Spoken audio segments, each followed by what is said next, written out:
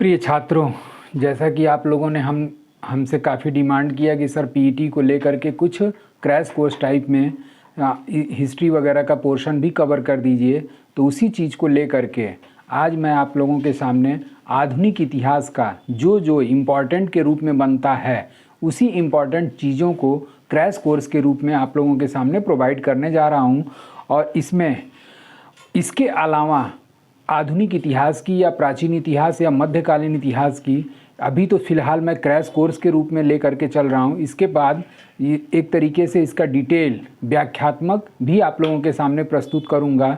इसके साथ साथ जो जो इसमें चीज़ें इम्पॉर्टेंट मेरे हिसाब से दिखाई देती हैं उन्हीं चीज़ों पर विशेष रूप से फोकस करूँगा। तो आज हम लोग शुरू करते हैं आधुनिक इतिहास का टॉपिक। और इसी आधुनिक इतिहास के टॉपिक में जैसा कि आप लोगों को पता होगा कि इस आधुनिक इतिहास में मॉडर्न हिस्ट्री में शुरुआत तो इसकी 1857 से मॉडर्न हिस्ट्री की होती है, लेकिन इसके पहले अनेक यूरोपीय जातियों का भी भारत में आगमन हुआ था। बहुत जगहों पे हमने देखा है कि मॉडर्न हिस्ट्री की शुरुआत लोग 1857 की क्रांति से करते हैं, लेकिन इसके पहले भी आपकी परीक्षाओं में क्वेश्चंस पुटअप होते रहते हैं, जैसे कि गवर्नर जनरल वगैरह से क्वेश्चन, यूरोपियों का आगमन से भी क्वेश्चन। तो ये यूरोपियों का आगमन को लेते हुए जो जो इसमें इम्पॉर्टेंट टॉपिक या पॉइंट्स बनता है उसकी चर्चा करूँगा। उसके बाद से गवर्नर जनरल वगैरह की चर्चा करूँगा। और इसी आधुनिक इतिहास में आपका धार्मिक एवं पुनर्जागरण आंदोलन हुआ था, उस धार्मिक एवं पुनर्जागरण आंदोलन की भी चर्चा की जाएगी। और इसी धार्मिक एवं पुनर्जागरण आंदोलन के पश्चात मुख्य रूप से तब हम लोग आ जाएंगे 1857 की क्रांति। और 1857 की क्रांति एक तरीके से पूरे भारत में फैली हुई थी, लेकिन ये असफल हो गई। और इसी असफलता के परिणाम स्वरूप आईएनसी 1885 में पढ़ेंगे, इंडियन नेशनल कांग्रेस। और ये मान के चलिए कि इंडियन नेशनल कांग्रेस से एक क्वेश्चन आपकी परीक्षा में श्योर रहता है। इंडियन नेशनल कांग्रेस हो गया, उसके बाद से आपका गांधी युग से आपका क्वेश्चन बनता है। उसके साथ साथ आपका जो जितने भी आंदोलन वगैरह हुए उन आंदोलन से भी क्वेश्चन आपकी परीक्षाओं में पुटअप होता है। तो शुरुआत से ही हम एक तरीके से आधुनिक इतिहास में यूरोपियों के आगमन को लेकर के और उसके बाद से लास्ट तक आप लोगों को प्रोवाइड कराने की कोशिश करूंगा, जो कि एक क्रैश कोर्स के रूप में होगा, संक्षेप रूप में होगा, जो मेन बनता है। बाद में इसकी व्याख्या के रूप में हम लोग पढ़ते रहेंगे। तो आज स्टार्ट करते हैं आधुनिक इतिहास। और इसी आधुनिक इतिहास में अनेक यूरोपीय जातियों का भारत में आगमन हुआ था। तो आप लोग हेडिंग ऊपर बना लीजिए, आधुनिक इतिहास।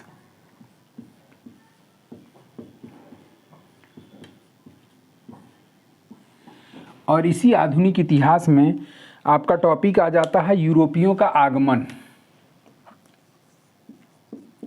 यूरोपियों का आगमन।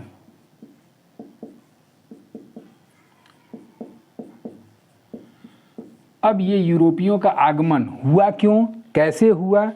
तो ये यूरोपीय जो थे भारत में व्यापारिक संपदा से आकर्षित होकर के ये भारत में अपना व्यापार करने के उद्देश्य से भारत में आए। पहले ये जो व्यापारी थे, यूरोपीय थे, ये स्थल मार्गों से किसी तरीके से भारत में प्रवेश करते थे। और जब स्थल मार्गों से प्रवेश करते थे तो उनका जो मुख्य मार्ग हुआ करता था वो था आपका कस्तूनिया। और इसी कस्तूनिया देश पर 1453 ईस्वी में तुर्कों ने क्या कर लिया? अधिकार कर लिया। तुर्कों ने अधिकार कर लिया। अब जब तुर्कों ने अधिकार कर लिया तो एक तरीके से इस रास्ते को तुर्कों ने क्या कर दिया? बंद कर दिया। अब जब बंद कर दिया तो एक तरीके से आपका ये यूरोपीय हो गए, यूरोपीय कंट्री हो गया। उसके बाद से ये आपका भारत हो गया।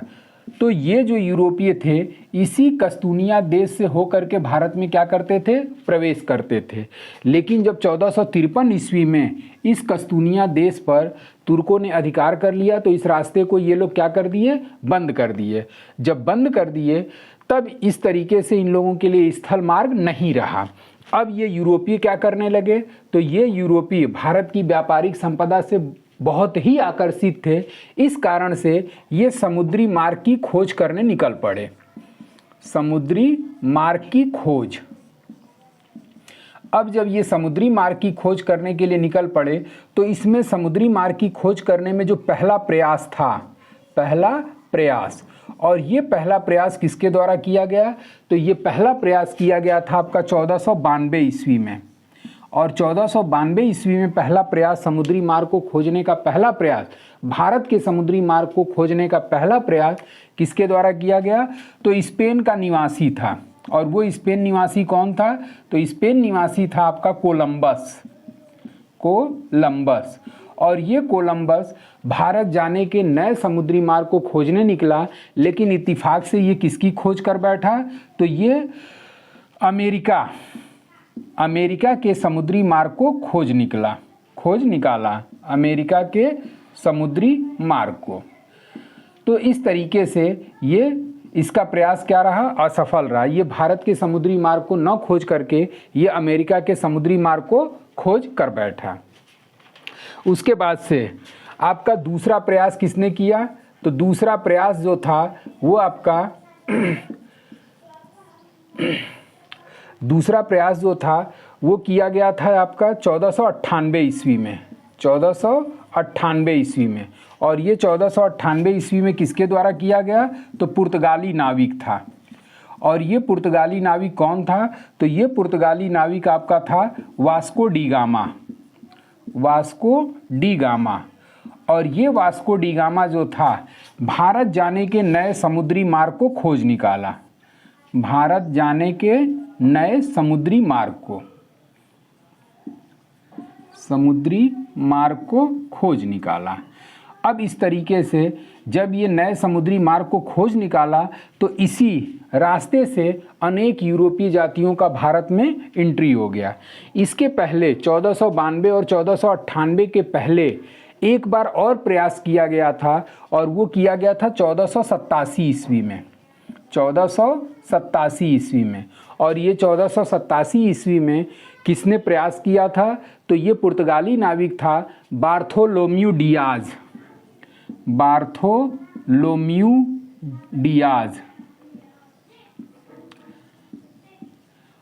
और इसने भारत जाने के लिए समुद्री मार्ग को खोजने निकला 1487 ईस्वी में। और ये बार्थोलोम्यू डियाज जो था ये अफ्रीका के अंतिम किनारे तक पहुंचा था।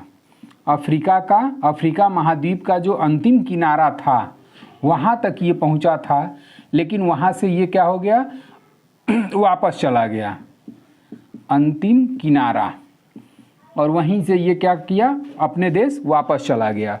अब वास्को डी गामा जब आया तो ये सबसे पहले अफ्रीका महाद्वीप का अंतिम किनारा जो होता था वो अफ्रीका महाद्वीप के केप ऑफ गुड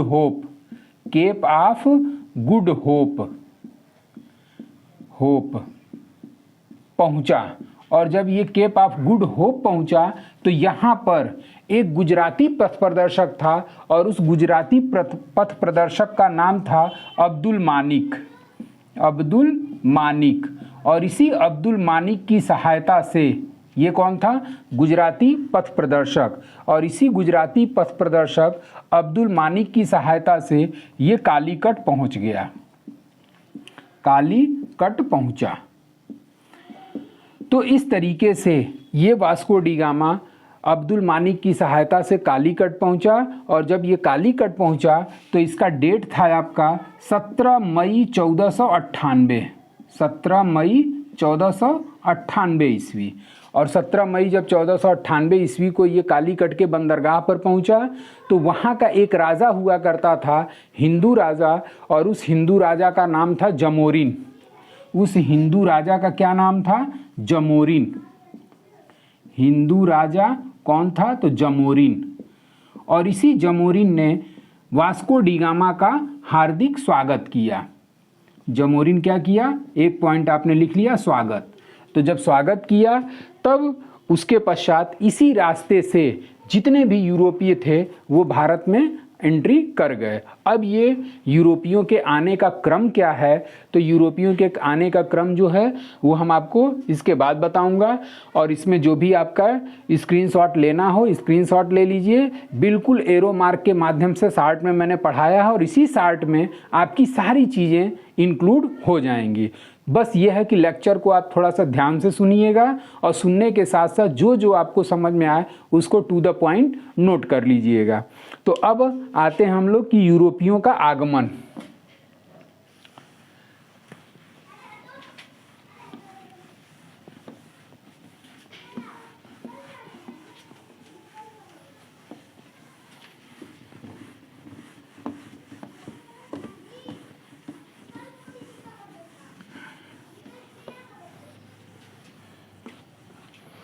अब इस यूरोपियों के आगमन का एक ट्रिक है, और वो ट्रिक क्या है? तो PDADF, PDADF, पी से कौन सा अक्षर निकला? प यानी कि अभी हमने बताया पिछले वीडियो में कि पी से क्या हो गया? पुर्तगाली।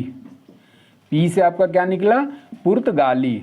और ये पुर्तगाली कब भारत में आए थे? तो 1498 ईस्वी। डी से कौन निकला? तो डी से आपका निकल गया डच, और ये डच किस सन में भारत आए? तो 1552। ए से कौन निकला? तो ए से आपके हो गए अंग्रेज, और ये अंग्रेज किस वर्ष भारत आए? तो 1600 ईस्वी। डी से आपका हो गया डेनिस, और डेनिस कब भारत आए थे? तो ये आए थे 1616 ईस्वी। और एफ से आपका फ्रांसीसी, फ्रांसीसी जो आए थे ये किस सन में आए थे? तो ये आए थे आपका 1664 ईस्वी, 1664 ईस्वी। तो इस तरीके से ये यूरोपीय जातियों का भारत में आगमन हुआ, जिसका ट्रिक है PDADF, पुर्तगाली, डच, अंग्रेज, डेनिश और फ्रांसीसी। अब इसमें एक एक को उठा करके हम लोग पढ़ना शुरू करेंगे, और जो भी इसमें इम्पॉर्टेंट क्वेश्चन या इम्पॉर्टेंट पॉइंट बनता है उसके बारे में हम लोग चर्चा करेंगे। अब आते हैं हम लोग, सबसे पहले आप हेडिंग बना लीजिए, पुर्तगालियों का आगमन। पुर्तगालियों का आगमन। और ये जो पुर्तगालियों का आगमन है, ये पुर्तगालियों का आगमन कब हुआ था? तो अभी हमने बताया कि 17 मई 1498 को, 17 मई 1498 को ये जो है कहाँ पर उतरा? कालीकट के बंदरगाह पर, कालीकट बंदरगाह पर। अब जब ये कालीकट के बंदरगाह पर उतरा तो यहीं का एक हिंदू राजा था, हिंदू राजा। और हिंदू राजा कौन था? तो जमोरिन। और जमोरिन ने क्या किया? इसका स्वागत किया। किसका स्वागत किया? तो वास्को डी गामा का स्वागत। और स्वागत में एरो मार्क मार सकते हैं, Vasco D gamma, Vasco D gamma. और स्वागत करने के साथ साथ इसी जमोरिन ने बहुत सारी जड़ी बूटी और व्यापार करने की अनुमति दिया। जड़ी बूटी हो गया, मसाला हो गया, क्योंकि ये जितने भी यूरोपीय आए थे गरम मसाला पर विशेष जोर देते थे, तो जमोरिन ने जड़ी बूटी, मसाला की अनुमति दिया, व्यापार करने की अनुमति। अब इस तरीके से पुर्तगाली जो थे ये व्यापार करना प्रारंभ कर दिए। अब इसी पुर्तगालियों का जो प्रथम गवर्नर बन करके आया, प्रथम गवर्नर, तो यूरोपियों का जो पुर्तगालियों का जो प्रथम गवर्नर बन करके आया था वो था आपका Francisco de Almeida, Francisco de Almeida, Almeida. और ये फ्रांसिस्को द अल्मीडा किस वर्ष पुर्तगाली गवर्नर बन करके भारत आया? तो ये भी आपका एक तरीके से इम्पॉर्टेंट क्वेश्चन बन जाता है कि पहला पुर्तगाली गवर्नर बन करके भारत कौन आया? तो वो था आपका फ्रांसिस्को द अल्मीडा। किस सन में भारत आया था? तो 1505 ईस्वी में। अब इस अल्मीडा का उद्देश्य क्या था? ये भी क्वेश्चन पूछता है आपकी परीक्षाओं में। तो इसका उद्देश्य था शांतिपूर्वक व्यापार करना, शांतिपूर्वक व्यापार करना। अब इसी शांतिपूर्वक व्यापार करने की नीति क्या कहलाई? तो इसकी नीति भी क्वेश्चन पूछता है। तो इसकी नीति कहलाई blue water policy, blue water policy. ये भी आप ध्यान दीजिएगा कि शांत जल की नीति या ब्लू वाटर पॉलिसी किसके द्वारा लागू की गई? तो वो आपका आंसर क्या हो जाएगा? Francisco de Almeida. और इसी को हिंदी में ब्लू वाटर पॉलिसी को कहते हैं शांत जल की नीति। अब इसके बाद दूसरा पुर्तगाली गवर्नर बनकर भारत कौन आया? तो दूसरा गवर्नर। अब अगला क्वेश्चन या अगला पॉइंट क्या हो जाता है? दूसरा गवर्नर। और ये जो दूसरा गवर्नर के रूप में आया था वो था आपका अल्बुकर्क, अल्बुकर्क, अल्बुकर्क। और ये जो अल्बुकर्क था, इसी अल्बुकर्क को पुर्तगाली साम्राज्य का वास्तविक संस्थापक माना जाता है। वास्तविक संस्थापक, क्योंकि ये अल्बुकर्क किस सन में भारत आया था? तो 1509 ईस्वी में पुर्तगाली गवर्नर बन करके भारत आया, और इसने 1510 ईस्वी में बीजापुर के आदिल शाही सुल्तान से, बीजापुर के आदिल शाही सुल्तान से इसने गोवा जीत लिया। तो 1510 में क्या इंपॉर्टेंट निकल करके आया? गोवा जीत लिया, जीत लिया। अब जब गोवा जीत लिया तो इसने अपनी राजधानी गोवा को बनाया, और इसी कारण से अल्बुकर्क को पुर्तगाली साम्राज्य का वास्तविक संस्थापक माना जाता है। तो इतने से आपका 3-4 क्वेश्चन निकल रहा है। PDADF एक तैयार कर लीजिएगा। उसके बाद से सबसे पहले पुर्तगाली आए, तो इस पुर्तगाली का प्रथम गवर्नर कौन हुआ? तो फ्रांसिस्को द अल्मीडा 1505 ईस्वी में। इसका मुख्य उद्देश्य था भारत में शांतिपूर्वक से व्यापार करना, और इसी शांतिपूर्वक व्यापार को शांत जल की नीति या ब्लू वाटर पॉलिसी के नाम से जाना गया। अब आते हैं हम लोग अगले पॉइंट पे कि पुर्तगालियों का अगला जो गवर्नर बन करके भारत आया, वो अगला गवर्नर कौन था?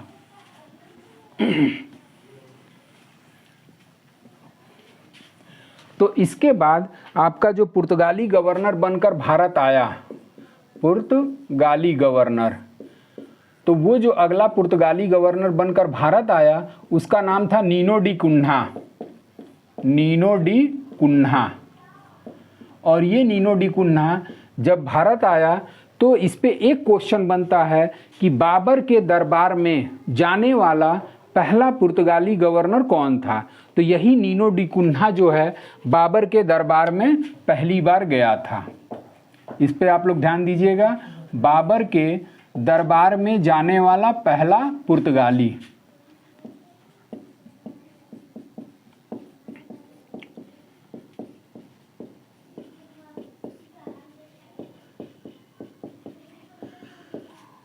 तो इस तरीके से अल्बुकर्क के पश्चात आपका अगला पुर्तगाली गवर्नर नीनो डी कुन्हा आया, और ये नीनो डी कुन्हा बाबर के दरबार में जाने वाला पहला पुर्तगाली गवर्नर बना।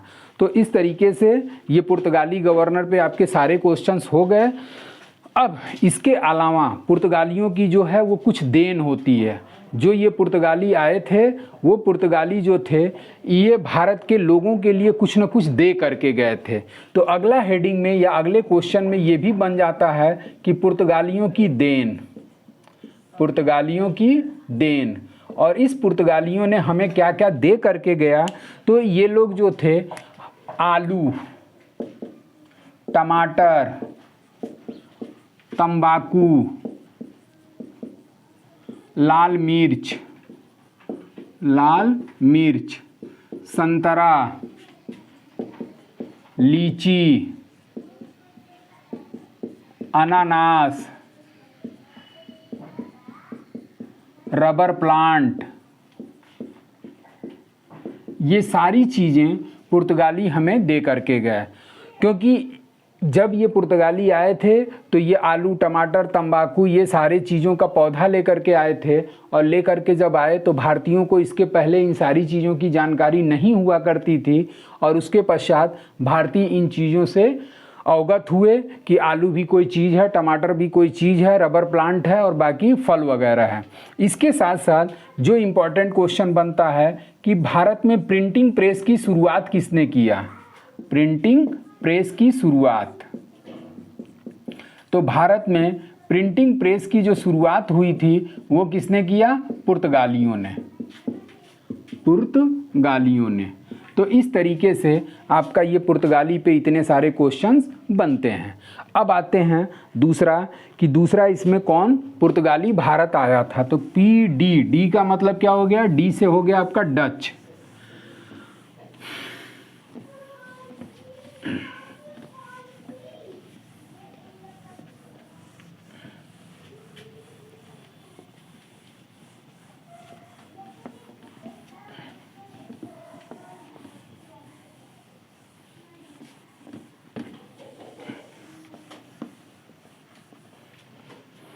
और डी से आपका क्या हो गया, डी से आपका निकला है डच। तो अब हेडिंग क्या हो जाएगा, डचों का आगमन। और ये जो डचों का आगमन है ये किस सन में हुआ था, 1552 ईस्वी में। कहीं कहीं किसी किसी किताब में डचों को बाद में देता है। ये डच आने को तो 1552 ईस्वी में आए थे, लेकिन इनके द्वारा भारत में फैक्ट्री की जो स्थापना की गई थी वो 1602 ईस्वी में की गई थी। तो कहीं कहीं किसी किताब में आपका ये 1602 भी दिखाता है, तो उस पर कन्फ्यूज़ होने की ज़रूरत नहीं है। ये 1552 में आए थे, लेकिन 1602 में इनके द्वारा फैक्ट्री की स्थापना भारत में की गई थी। अब ये डच मुख्य रूप से जो क्वेश्चन पूछता है, ये डच कहाँ के निवासी थे, तो इसका आंसर हो जाएगा हॉलैंड या नीदरलैंड के निवासी। हॉलैंड या नीदरलैंड निवासी। और ये हॉलैंड अथवा नीदरलैंड के निवासी थे। हॉलैंड का ही नया नाम क्या हो गया है, नीदरलैंड। और इसी नीदरलैंड में आपका अंतर्राष्ट्रीय न्यायालय का मुख्यालय स्थित है, जो कि आपकी पेट की परीक्षा में पिछली बार का क्वेश्चन आ चुका है। और ये नीदरलैंड पहला ऐसा देश है, विश्व का पहला ऐसा देश है जिसने अपने देश में ऐच्छिक मृत्यु को मान्यता दिया था कि इच्छा से कोई भी व्यक्ति मर सकता है। तो नीदरलैंड जो है पहला देश है जिसने अपने यहाँ ऐच्छिक मृत्यु की मान्यता दिया। ये भी क्वेश्चन आप नोट कर सकते हैं। और ये डच और अंग्रेज, डी वर्सेज अंग्रेज, डी वर्सेज ए, डी से डच हो गया, ए से अंग्रेज, इन दोनों के मध्य जो निर्णायक युद्ध हुआ था वो था बेदरा का युद्ध। वो बेदरा का युद्ध हुआ था। और इसी बेदरा का युद्ध किस सन में हुआ था, तो 1759 ईस्वी में। और इसी बेदरा के युद्ध में डच जो है वो पराजित हुए। अब जब डच पराजित हो गए तो पराजित होने के पश्चात ये भारत छोड़ करके चले गए, भारत छोड़ करके चले गए। तो इस तरीके से ये डचों का अंत हो गया। उसके बाद आता है तीसरा PDA, ए यानी कि अंग्रेज, अंग्रेजों का आगमन। और ये अंग्रेजों का आगमन किस सन में हुआ था, तो 1600 ईस्वी में हुआ था। और ब्रिटेन की महारानी थी आपकी एलिजाबेथ प्रथम, और उसी एलिजाबेथ प्रथम के द्वारा 31 दिसंबर 1600 ईस्वी को अंग्रेज़ों को भारत में व्यापार करने की अनुमति प्रदान किया। और जब अनुमति प्रदान किया तो ये अंग्रेज भारत में आकर के अपना व्यापार करने लगे। अब इसमें व्यापार करने के साथ साथ इनका क्षेत्राधिकार अन्य जगहों पर हुआ करता था, लेकिन मुगल क्षेत्र को छोड़ करके ये अन्य जगहों पर अपना व्यापारिक कार्य करते थे। अब इसमें जो अगला क्वेश्चन बनता है कि मुगल दरबार में जाने वाला पहला अंग्रेज मिशन कौन सा था, तो ये अंग्रेज आगमन हुआ। आगमन के बाद आपका पहला अंग्रेज मिशन किसके नेतृत्व में आया, पहला अंग्रेज मिशन।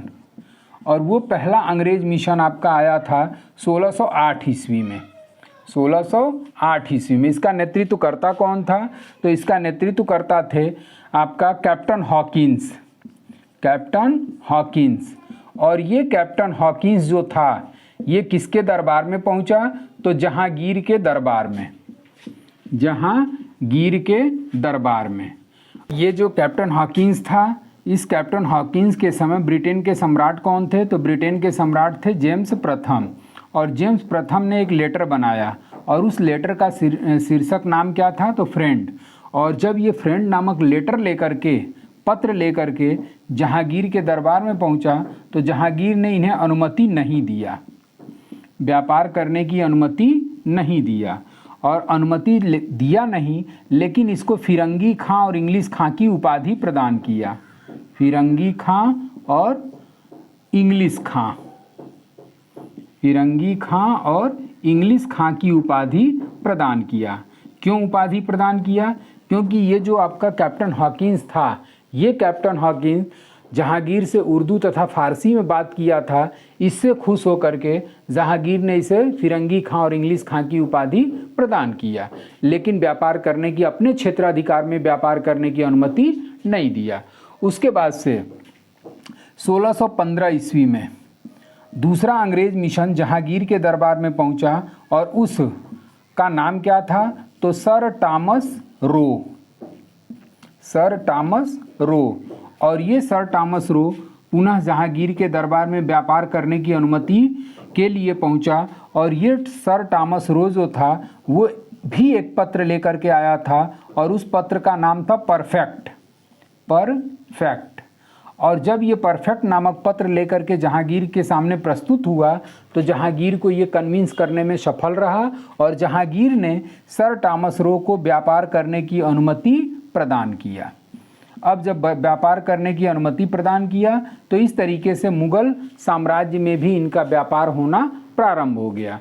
तो आपका मुख्य रूप से जो अंग्रेज़ों के आगमन के जो दो क्वेश्चन बनते हैं कि जहांगीर के दरबार में आने वाला पहला अंग्रेज मिशन कौन था? तो आंसर हो जाएगा कैप्टन हॉकिंस। और कैप्टन हॉकिंस ने किस पत्र को लेकर के आया था? तो फ्रेंड नामक शीर्षक का पत्र लेकर के आया था। दूसरा अंग्रेज मिशन सर टॉमस रो के नेतृत्व में आया और इसके पत्र का नाम था परफेक्ट। और इसी सर टॉमस रो को जहांगीर ने अपने साम्राज्य में व्यापार करने की अनुमति प्रदान किया। तो ये अंग्रेज़ों के आगमन पे केवल आपका मुख्य रूप से दो क्वेश्चन बन जाता है। और ये भी एक क्वेश्चन थोड़ा सा नोट कर लीजिएगा कि अंग्रेज़ों के आगमन या भारत में अंग्रेज़ों को जाने की अनुमति किसके द्वारा दी गई? तो आपका एक क्वेश्चन का आंसर हो जाएगा एलिजाबेथ प्रथम। और उसी एलिजाबेथ प्रथम के द्वारा भारत में व्यापार करने की अंग्रेज़ों को अनुमति दी गई। और ये अंग्रेज़ जो थे अपनी पहली फैक्ट्री जो है सूरत में स्थापित किए थे। तो इस तरीके से ये हो गया। अब आते हैं हम लोग PDAD, डी यानी कि डेनिस, डेनिस का आगमन।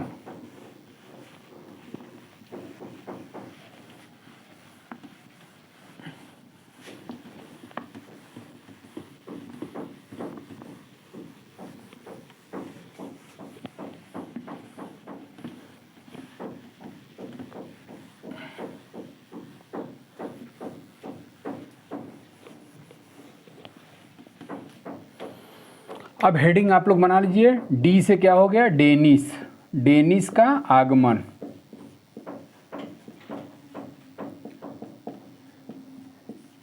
और इस डेनिस का आगमन किस वर्ष हुआ था? तो डेनिस का आगमन आपका हुआ था 1616 ईस्वी, 1616 ईस्वी।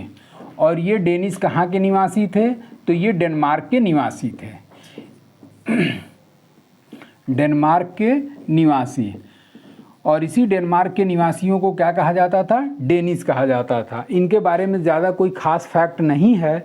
ये फैक्ट ये है कि ये कुछ समय तक भारत में व्यापार किए और व्यापार करने के पश्चात ये अपने व्यापारिक केंद्रों को अंग्रेज़ों के हाथ बेच करके वो अपने देश वापस चले गए।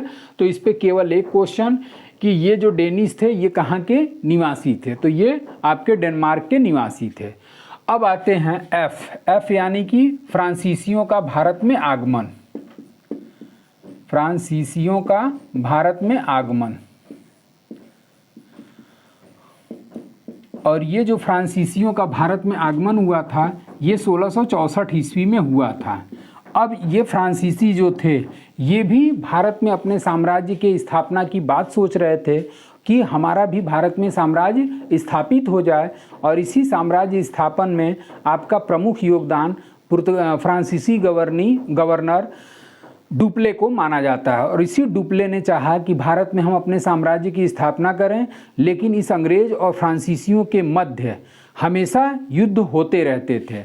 और इसी युद्ध होने में आपका जो पहला युद्ध हुआ था वो था आपका आंग्ल फ्रांसीसी युद्ध, जिसे कर्नाटक युद्ध के नाम से भी जाना जाता है। इस पर भी क्वेश्चन आपकी परीक्षाओं में पूछता है कि प्रथम आंग्ल फ्रांसीसी कर्नाटक युद्ध किस वर्ष हुआ था? तो प्रथम आंग्ल फ्रांसीसी कर्नाटक युद्ध जो हुआ था वो आपका हुआ था 1746 से 48।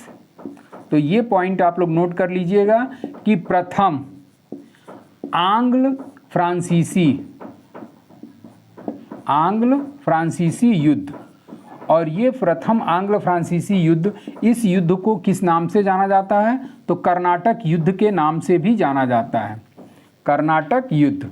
और इसका कार्यकाल कब से कब तक है? तो 1746 से लेकर के 1748 ईस्वी तक यह युद्ध चला था। और जब यह युद्ध 1746 से 48 के मध्य चला तो इसमें बाद में एक इन दोनों के मध्य संधि हुई और उसी संधि के परिणाम स्वरूप यह युद्ध की समाप्ति की घोषणा की गई। और वो संधि कौन सी थी, तो ये संधि का नाम भी नोट कर लीजिए। हालांकि पीईटी वगैरह में तो पूछने की संभावना कम बनती है, तो लेकिन संधि का नाम जान लीजिए, एक्स-ला-शीपेल। एक्स-ला-शीपेल। और इसी एक्स-ला-शीपेल की संधि के परिणाम स्वरूप प्रथम कर्नाटक युद्ध या आंग्ल फ्रांसीसी युद्ध की समाप्ति हुई।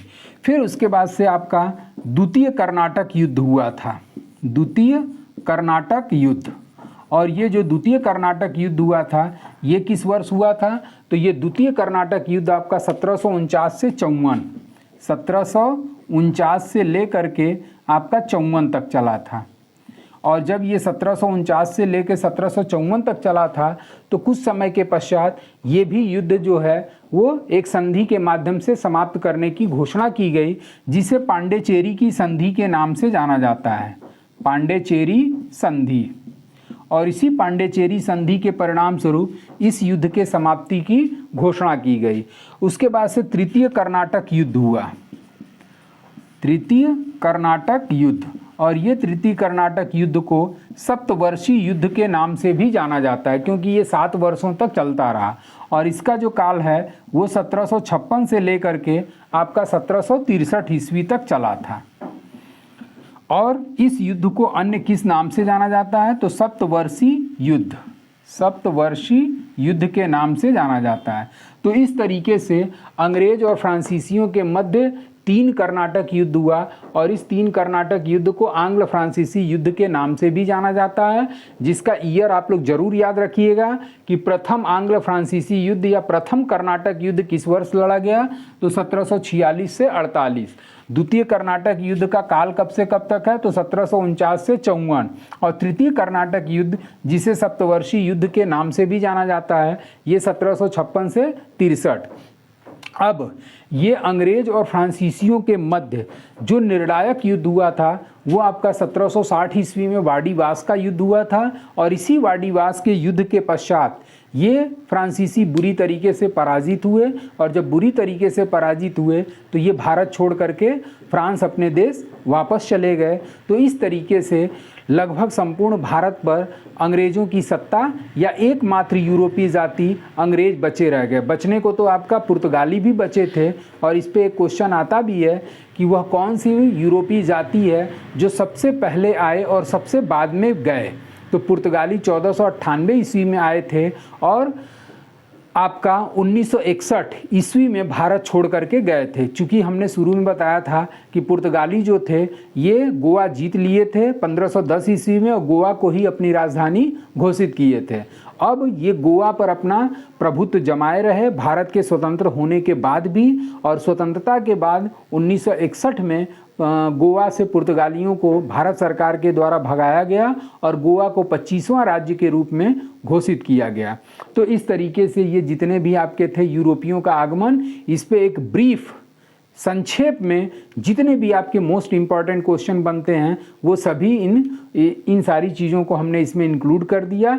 इसके साथ साथ आप लोगों को जो करंट अफेयर्स वगैरह है वो अलग से आप लोगों को करंट अफेयर्स बाय गिरी सर क्लासेस के नाम से वो पीईटी को मद्देनज़र रखते हुए, पीईटी के अलावा और भी आप लोगों की परीक्षाएं होंगी जिसमें सीजीएल हो गया, एसएससी हो गया, एमटीएस हो गया, वो सारे परीक्षाओं के लिए वो करंट अफेयर्स आपको लाभदायक होगा। तो अब इस चैनल पे केवल और केवल आपका सब्जेक्ट चलता रहेगा और करंट अफेयर्स की जितनी भी क्लासेस हैं वो करंट अफेयर्स बाय गिरी सर वाले चैनल पे आप लोग जा करके करंट अफेयर्स आप लोग उसको देख सकते हैं। और उस करंट अफेयर से वीकली के साथ साथ जो आपका करंट अफेयर से स्टैटिक जीके पूछता है, जैसे ज्ञानपीठ पुरस्कार हो गया, दादा साहब फाल्के पुरस्कार हो गया कि इसकी शुरुआत कब हुई थी, उसके बाद से कितनी राशि प्रदान की जाती है, पहला किसे दिया गया, ये सारी चीज़ें आपको उस करंट अफेयर्स बाय गिरी सर वाले चैनल पे आपको प्रोवाइड होती रहेंगी।